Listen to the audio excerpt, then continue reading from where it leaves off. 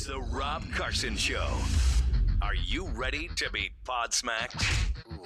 Now, here's Rob Carson. Hello, welcome to episode 118 of the Rob Carson Show podcast. Today we have a plethora of material to get to, some serious, some not so serious, some political, and definitely a lot not political, including the special election in Georgia. We've got some news about O.J. Simpson. Good chance he's going to get out of prison. I know. We've got Daniel Day-Lewis retiring. And a lot of other good stuff, okay? So get ready. No matter what you're doing, if you're walking on a trail, you're walking on a treadmill, you're just chilling out.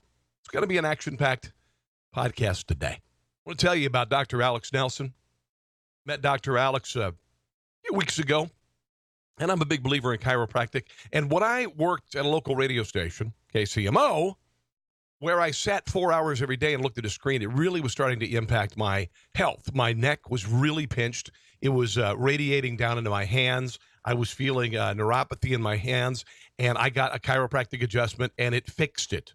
But I need to be fixed periodically. Dr. Alex Nelson does that. FountainOfLifeChiro.com, FountainOfLifeChiro.com. The number is 816-741-4711. Decompression for herniated low back discs, shoulder pain, carpal tunnel neuropathy, hip pain, knee pain, all of these things. $30 for veterans and veterans family for an adjustment. FountainOfLifeChiro.com. They are on North Congress Avenue, Kansas City, 816-741-4711. Also, let's not forget Grass Monsters, KC. I've been talking about Grass Monsters. I have had one of their Dixie Chopper Silver Eagles in my garage for a couple of years. And it is remarkable. I've got about a third to a half an acre, and literally this machine, 60-inch deck, takes me about 12 minutes to mow the yard. It's more than I need. But if you want a residential mower, Dixie Chopper offers the Z2, a nice mower, zero turning radius. They also offer a bunch of different Hustler mowers. These are made in Kansas. These machines are heavy. These machines are made with thick steel. These machines are made to last, and they're going to last you a very long time. I talked to a guy who had a Dixie Chopper just like mine, 10 years. Only had to replace some belts. Never had to have any work done on it. Okay? Just remember GrassMonstersKC.com, GrassMonstersKC.com, 5520 Raytown Road, Raytown Mo, GrassMonsters.com.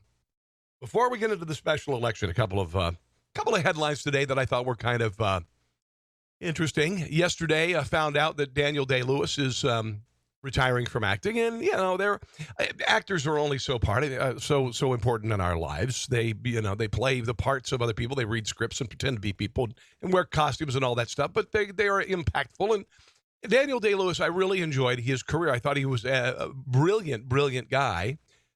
There Will Be Blood. I thought he was genius. Gangs of New York, very difficult to watch. Genius. My Left Foot. That was a great movie. Won an Oscar for that. He also won an Oscar for There Will Be Blood, and he also won an Oscar for Lincoln. Lincoln, my favorite movie, but I loved it. I loved his portrayal of Abraham Lincoln. I thought it was brilliant. My wife doesn't get it. But he had 3 Oscars, and he's not saying why he's retiring, but I guess if you got enough money in the bank and you're 60 years old, why pretend to be somebody else? Pretend to be a retiree with an RV. I like the guy. I thought he was fantastic.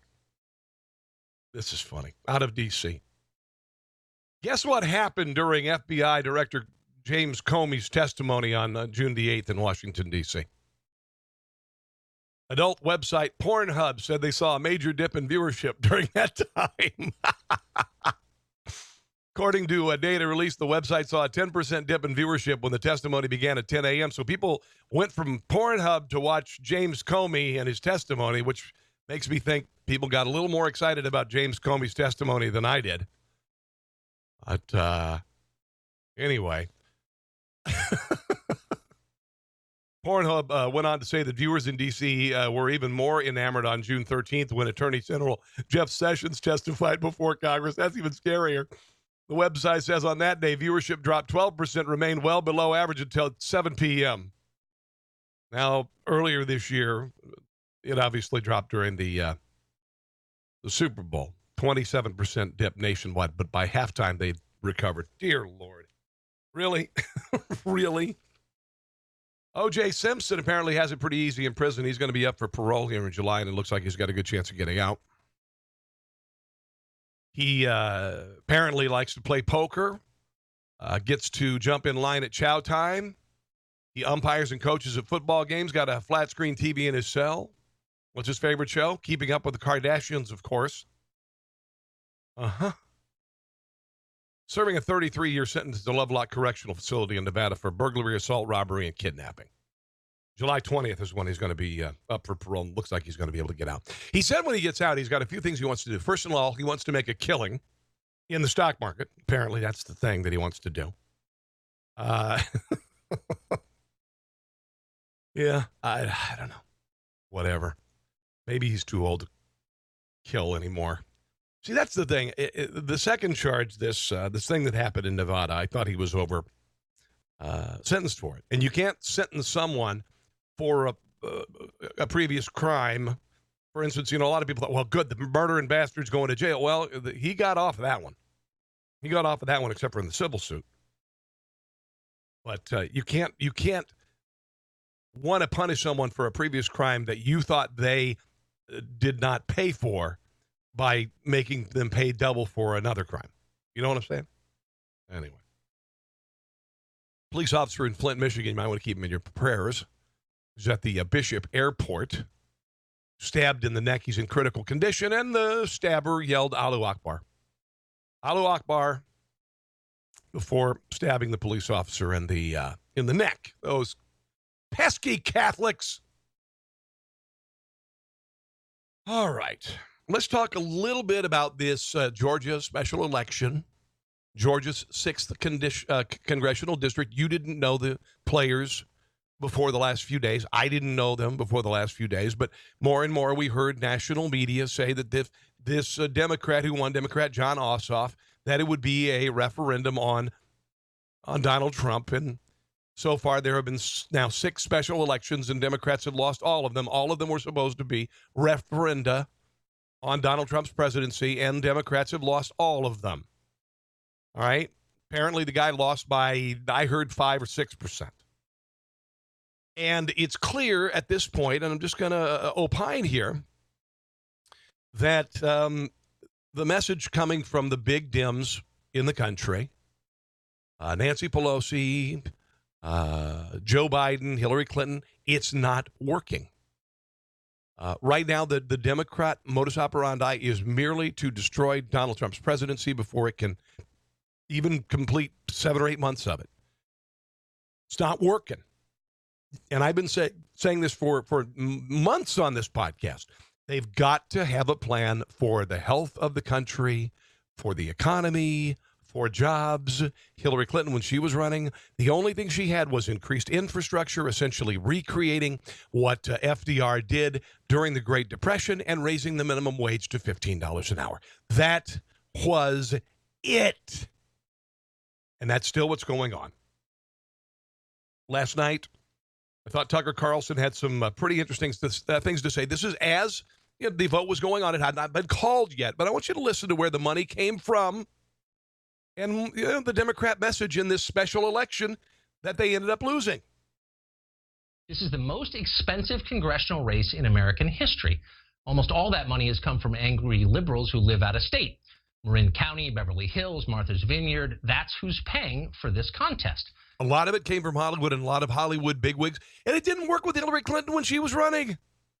The weekend before the election, she had Lady Gaga on stage with her, and John Bon Jovi and Bruce Springsteen and Katy Perry and Madonna, who promised if people voted for Hillary Clinton, she'd give them a BJ. Donald Trump is in coal country going, we're gonna restart these mines. And we're going to bring back American businesses, and we're going to bring back American manufacturing. Who holds sway? Well, they didn't learn in this election. Democrat John Ossoff has outraised his opponent fully 7-1. Now, he's running in a suburban district that voted only narrowly for Donald Trump back in November. His opponent, the Republican Karen Handel, may be a remarkably impressive person, but she has shown no signs of that so far. In other words, this should not be close. Ossoff ought to be running away with it. You're looking at 7 times the money. Now, wait a minute. Didn't Hillary Clinton spend 7 times the money that Donald Trump did for the national election? But as of right now, he's not. He needs to win, but not by a huge margin. Why is that? Because Democrats still literally have no idea why they keep losing elections. If they did, they would have run a real candidate with a real job who understands the constituents he is attempting to represent. Guy has almost no life experience. He's into film, I guess. He studied abroad. He's 30 years old, hasn't really had a real job. Instead, Democrats put up a 30-year-old semi-employed documentary filmmaker who can't even vote for himself because he doesn't live in the district. Yes. He's got a ton of trendy rich people positions on just about every topic. The abortion people love him. He's gravely concerned about climate and childhood obesity and the availability of organic kale. He thinks illegal aliens are noble. He went to the London School of Economics. He's super fit and way smarter than you are. Yes. We could go on and on. You've seen it all before. That's the point. Voters have seen it before, too. And outside of Brooklyn and the west side of L.A., they're not that into it. That's why Democrats keep losing. That's why Hillary lost. Because nobody cared about flyover country. Georgia, despite Atlanta, it's a lovely place, by the way, busiest airport in the country. It's still technically flyover country. A bunch of hicks live down there, And the Democrats went with the tried and true. East and West Coast bookends and missed the point again. Representative Cheri Bustos, Democrat from Illinois, was on CNN last night talking to Don Lemon and said they wouldn't win, the Democrats wouldn't win in the midterms unless they learned a few things. I do know this. It's not going to work for us just to have an anti-Trump message. Thank you. Thank you.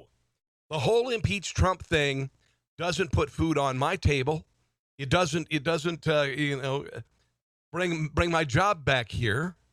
Impeach Trump doesn't do anything. All it does is keep Congress from doing anything. I serve in a congressional district in northwestern Illinois that Donald Trump won, and I won by 20 points. And I've had a lot of my colleagues say, well, how do you make something like that happen? And I don't think it's anything overly complicated, but I show up. I do things that we call supermarket Saturdays, where I just walk up and down the aisles and ask people what's on their minds. Well, that's good. A Democrat can do that, because if a Republican does that now, they're going to get shot. Or they're going to get accosted, or they're going to get screamed at. I do something that we call Cheri on shifts, where I work alongside people. I job shadow them, and I talk with them about the last time they received a raise, or what they do. Were they able to take their families? So a politician's going to get you a raise? On vacation. I think, Don, more than anything, it's showing up, and it's talking nonstop about the economy and jobs, and that we're going to fight for people.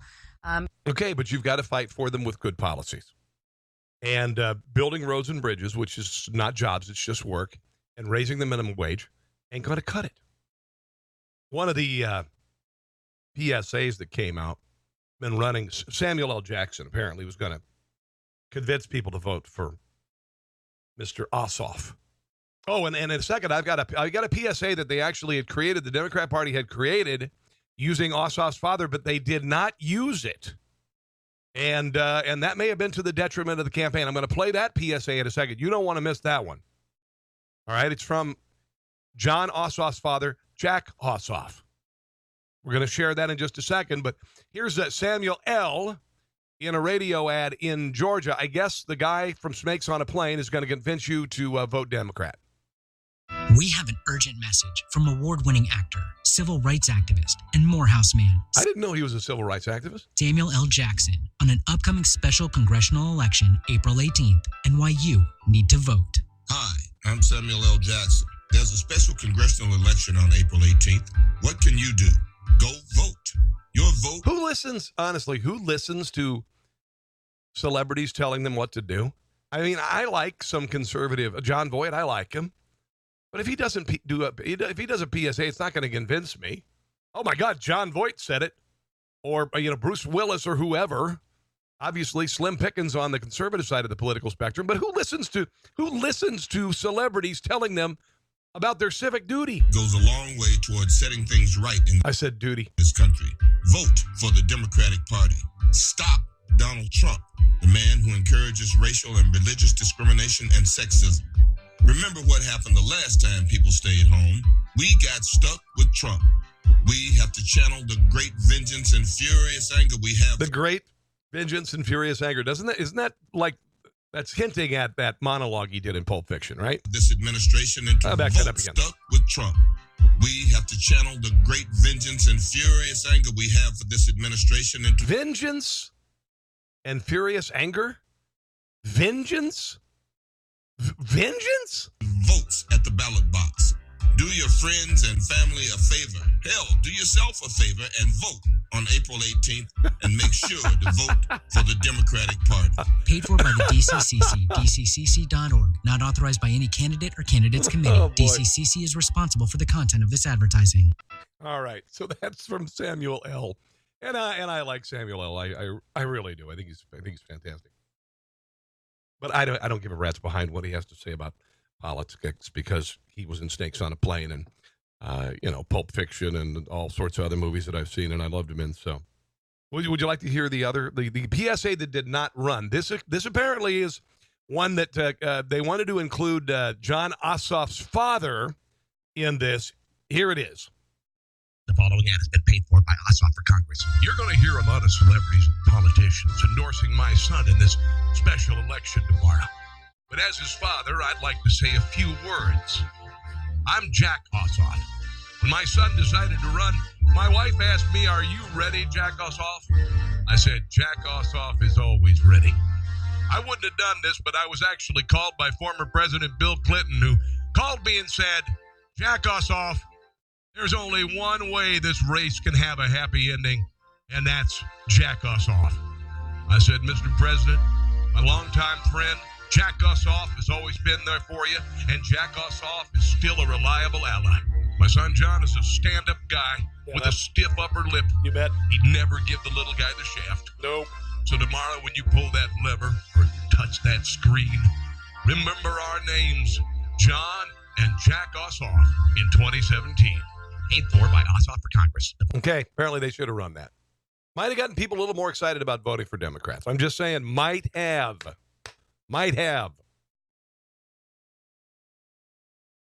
So we had the shooting of a congressman, a congressional aide, and two Capitol Hill police officers about, a little over a week ago, done by a psychotic man named James T. Hodgson. By the way, I found an interview with James Scalise, who was one of the congressman who shot. Still in the hospital, by the way. And I found it from one of my radio shows, and I posted it on the podcast. I think it's like around episode 116 or 115, so you can check it out. On iTunes, of course, at The Rob Carson Show, on iHeartRadio, Rob Carson Show, and a host of other places you can find it. And, of course, if you have any questions, you can just go to my Facebook, which is Rob Carson Show, or the Twitter feed, which is Rob Carson. There's a lot of... See the branding? Do you see the branding there? Doing a whole lot of branding, folks. But you can check it out there if you want to see Steve Scalise. But anyway... The FBI came out today. The director in charge has said that despite the fact that the guy drove from Illinois to live in a car, he went to a baseball field, he walked up to a congressman, said, "Are Republicans or Democrats playing?" When he found out Republicans going to play, he went back to his car, got a gun, came back, started shooting people. There were six names of six Republicans on a piece of paper in his pocket. He had done numerous Facebook raves and Twitter raves, being anti-Republican. He was part of anti-establishment groups like Destroy the GOP, Destroy Trump, these sort of things. But the man in charge of this, Andrew Vail, announced that it was not an assassination attempt. It was an assault attempt. It was an assault. So I guess Ronald Reagan survived an assault attempt. Here is a little bit of the director in charge, Andrew Vail, with his thoughts on the guy who did the shooting and what they found in his pocket. On the shooter, we found a piece of paper that contained the names of 6 members of Congress. No context was included on this paper. However, a review of the shooter's web searches in the months prior to the shooting revealed only a cursory search, that is, of 2 of those members. So your obsession with the possibility of killing someone only deals with your web searches on your personal computer. You're saying this man couldn't go to the library and do some other work. Okay. A second document with a rough sketch of several streets in Washington, D.C. was found on him as well. However, we have determined that this is not of investigative significance. Okay. This was a targeted assassination attempt, okay? It was a targeted assassination attempt. The 6 people on this list were all on the same congressional caucus. It was the most conservative caucus in Congress. He just happened to only shoot one of them. Ill-conceived, yes. Ill-conceived, yes. But it doesn't mean it wasn't an assassination attempt. I'm just saying. All right. Move on to some other stuff. I've got a few things I want to get to that are not as serious. Oh, the volunteer who was ready to get his head transplanted. Valery Spiridonov is his name. 31 years of age, has a muscle wasting disease, and was volunteering to be the first human guinea pig to undergo the world's first head transplant. Said his dream was never going to happen. Apparently, the controversial pioneering neurosurgeon Sergio Canavero, dubbed Dr. Frankenstein, has vowed to undertake the first such transplant in China, and has apparently not named a local patient to undergo the operation. Apparently, this guy has already transplanted a rat's head to a body, and it's survived. All right. So this Spiridonov cannot depend on this guy, so he's going to have to take his health into his own hands. Apparently, at 31 years old, he's already outlived what the doctor said he was going to live through, but he's not going to get a head transplant. You know, maybe someday, probably just not anytime real soon. You know? This is a funny story out of KDKA, Pittsburgh. Pennsylvania homeowner has an alarm clock stuck in his wall. I don't know exactly why they have not removed the alarm clock, but every day this thing goes off for the last 13 years. They haven't busted a hole in the wall yet. They just let it go off. Here's the story from KDKA. All is calm in a quiet house on a peaceful street in the tranquil township of Ross, until the walls come alive with the sound of a 13-year-old alarm clock. I'll show you where this thing started out from and why it was convenient. Or at least I thought it was convenient at the time. Jerry Lynn says he dropped the clock tied to a string through an air vent. Set to go off 10 minutes later, it would let him know where to punch a hole in the living room wall to pass a wire through for a TV hookup. Now, he put the alarm clock in there to punch a hole through the wall, and yet 13 years later, he's not punched a hole through the wall. As I was laying it down, all of a sudden I heard it go thunk as it came loose. And, well, that's not a real problem. You know, it's still going to go off, and it did. He couldn't pull it back up, but he figured maybe 3-4 months, it'll run out of battery. That was in September of 2004. It is still going off every day, and during daylight savings time, it goes off at 10 minutes to 8 at night. And during regular standard time, it goes off at 10 minutes to 7 at night. Jerry's wife, Sylvia, says the sudden ring can come as a jolt to unsuspecting guests. It starts with a soft beep, beep, beep, beep, beep, beep, beep, beep, beep, beep, beep, and it gets louder and more closer together. And that will set people like, what is that? You might say, all in all, it's just another clock in the wall. Okay, yeah, well, that's really, wow, that's a real stretch. Anyway. Yeah, I would have ripped a frickin' hole in that wall a day later, but I didn't.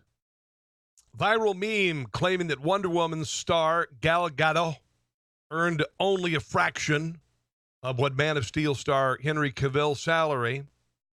Apparently now is being called unreliable attribution. Daily Dot said that she only made $300,000 for the movie, and you think about the amount of money that movie's made, and I don't know what it's probably $500 million right now. $300,000 is paltry. Now realize she's not a known factor. She needs to earn her keep, But apparently there was a website that was being bandied about, and the Huffington Post picked it up, Fox News picked it up, Maxim. GoBankingRates.com appeared to confuse Cavill's salary with his total net worth. Total net worth is $14 million. They thought that he got paid $14 million for it. As it turns, they don't know the guy's salary, but it wasn't $14 million. Now listen to this.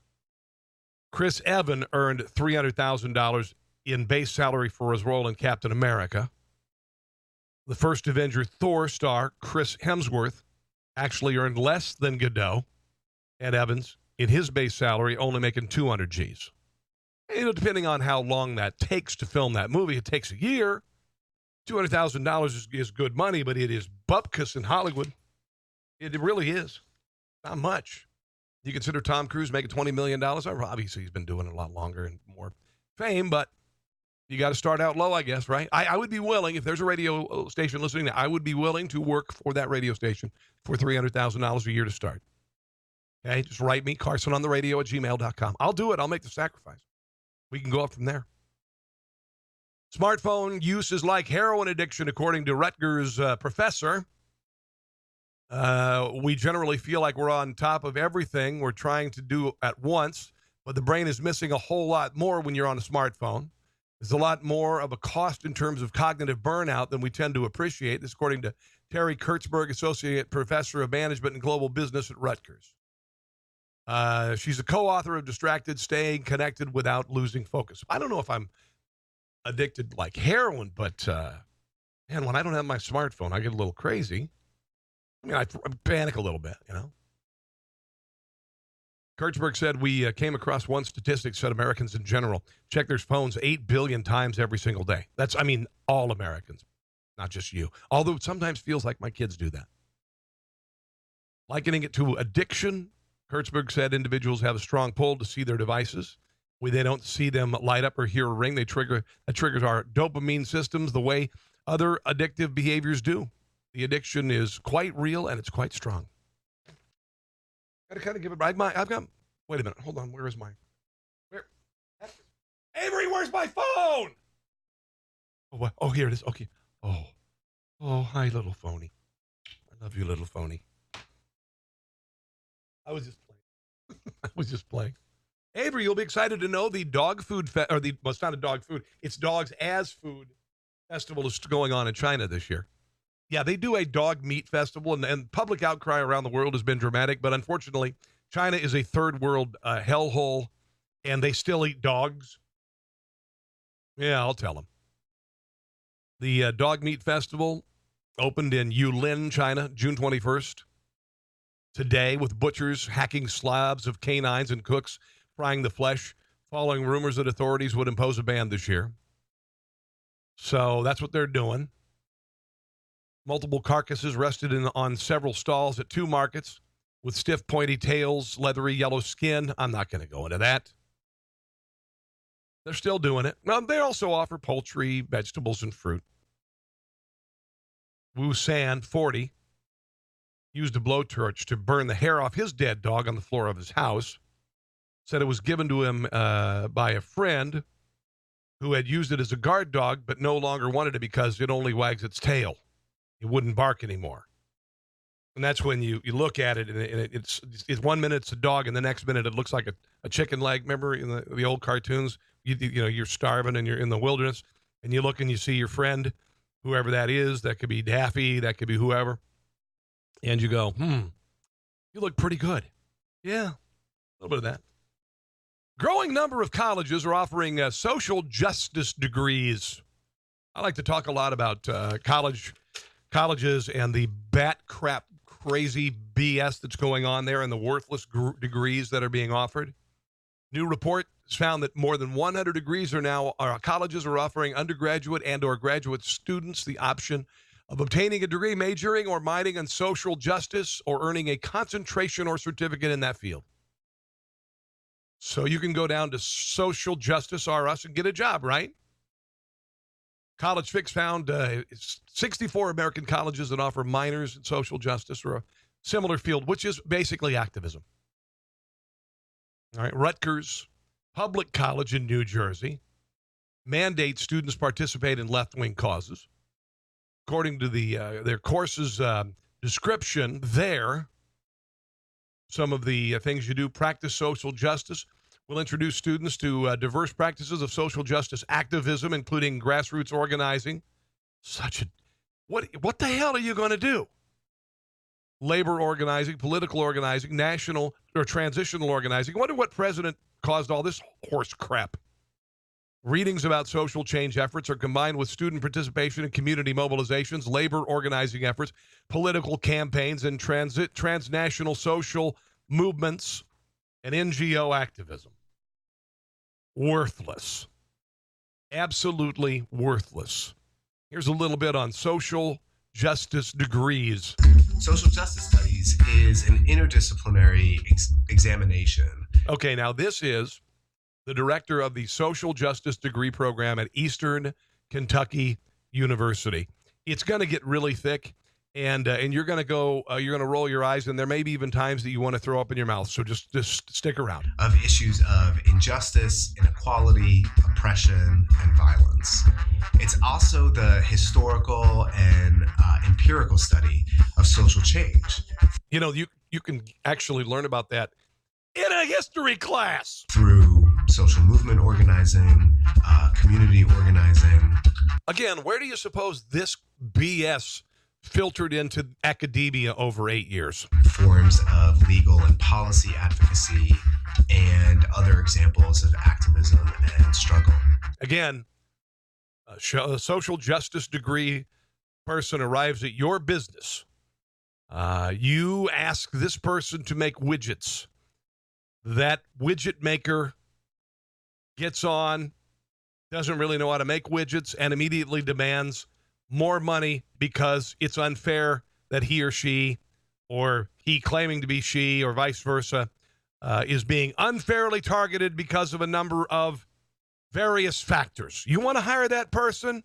Here's a little bit more from Dimwit at Eastern Kentucky University. The primary aim of the program in social justice studies at EKU is to prepare... Here's where it gets really academic and stupid. ...students to engage meaningfully in a world that's characterized by both deep injustice and inequality, as well as by beautiful and inspiring struggles for change. That is... Remember the joke it used to be underwater basket weaving? This is underwater basket weaving like 2.0. This is really, really, really. If your kid signs up for this, you need to say, if you go down this road, I'm not going to pay anymore. Okay? I know that's unfair, but I hate to tell you this, kids. The world is not fair. In fact, the Smashing Pumpkins said the world is a vampire. And it is. Zanesville, Ohio, an associate's working. They're sorting through a bunch of housewares. They see a duffel bag. They open it up. One of them goes, oh, my goodness, look at this. Look at all this toy money in here. Turns out it was not toy money. Yeah, it was full of real money. Apparently, Betsy Leon's Barb Claypool were sorting through it. Fortunately, they had the receipt from the woman who dropped the thing off with the contact information. That's pretty nice of them to do that. You know, you always wonder, whoa, $100,000? No way finding out where it went, who got it. They did an amazing thing. They really did. Lynette Lacrone of Louisville, Ohio, was unaware that the money was missing. Dan Lacrone, the husband of the donor, said he had withdrawn the money from the bank and put it in the trunk of the car where he thought nobody would find it. That's a good place to put it. Yeah, that's a good place to put your $100,000. They were moving closer to Wheeling. They said they had to buy a house. And they were taking the money to deposit in another bank where we were moving to. They have these things called electronic transfers. I don't know. Maybe. You might want to look into that. You're lucky you got your $100,000 back. Really, really lucky you got your $100 back. Obviously stating the obvious there. Oh, did you hear about this kid? He was doing his valedictorian speech. This kind of reminded me. Remember the thing in Forrest Gump when there was a speaker who was talking at the Lincoln Memorial, and one of the Army generals went back and toured the courts. That kind of reminded me of this, but there's this high school valedictorian speaking, and apparently the administrators decided to turn his mic off when he started criticizing them. Throughout my time at Wyoming area, I have pursued every leadership opportunity available to me. In addition to being a member of student council since I was a freshman, my classmates have also elected me class president the past 4 years, which has been my greatest honor, and I would like to thank you all for that one final time. It really means a lot. However, at our school, the title of class president could more accurately be class party planner, and student council's main obligation is to paint signs every week. Despite some of the outstanding people in our school, the lack of a real student government, combined with the authoritative attitude that a few teachers, administrators, and board members have, prevents students from truly developing as leaders. Listen to him cut him off. Hopefully, this will change. There it is. For the sake of future students, more people in this school who do not do so.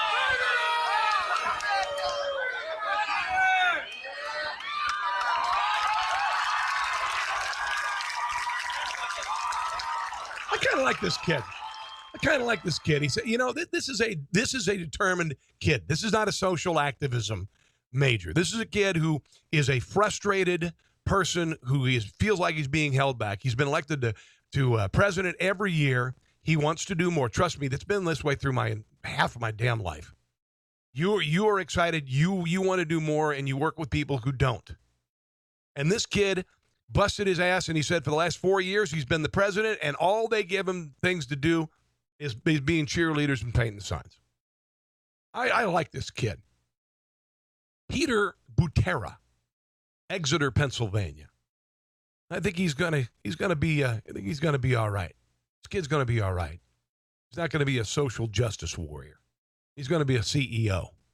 He's gonna fire a lot of them. All right. Guys, that's going to wrap it up for episode number 118. I want to thank you for listening today. I really, really do. The show is growing. I am going to hopefully be back on WLS in July. Also, KFAB in Omaha, Nebraska is calling my name to appear as a guest. I want to thank WBAP and a lot of the stations around the country, and I will alert you when I'm going to be on those stations. Episode number 117 is the entire show from WBAP this week, which is the week of June the 19th. Oh, and today is the longest day of the year. When you're waiting for a full-time job, every day is the longest day of the year. I'll tell you that. But I thank you for your support. I want to thank Dr. Alex Nelson, fountainoflifecairo.com. I'm going to get there, and my neck has really been bugging me, and I am dying to get an adjustment. Decompression for herniated discs. They can take care of kids. They can take care of sports injuries. They take care of a lot of athletes, professionals, first responders. 816-741-4711, 816-741-4711. Fountainoflifecairo.com, North Congress Avenue, Kansas City. God bless my good friends at Grass Monsters KC. They have been a tremendous partner in the show, and we are going to continue to work with them. Andrew Cook is the owner, and he's wonderful. If you're looking for a self-propelled ride-on mower or ride-behind mower, consider the Dixie Chopper. Consider the Hustler, American-made mowers, Grass Monsters KC 5520, Raytown Road, Raytown Mo. In the meantime, thank you for listening. If you do me a big favor, will you share on social media? Doing my very best to make this thing go viral. Once we get about 20,000 downloads per episode, then we're rocking. So no matter what you listen to the show on, will you share it with others? Will you share it on your social media? I would greatly appreciate it, because I'm trying to make a go of this, make something conversational and entertaining that you can depend on every single day. All right? In the meantime, God bless you all. And we'll see you again real soon. If you want to write me, carsonontheradio@gmail.com. I am on the web, Facebook at Rob Carson Show, and Twitter at Rob Carson. See you soon. Thanks for listening to The Rob Carson Show. Friend him on Facebook at Carson Show, on Twitter at Rob Carson, and on Instagram. I think Facebook and Twitter are enough for now. We'll see you soon.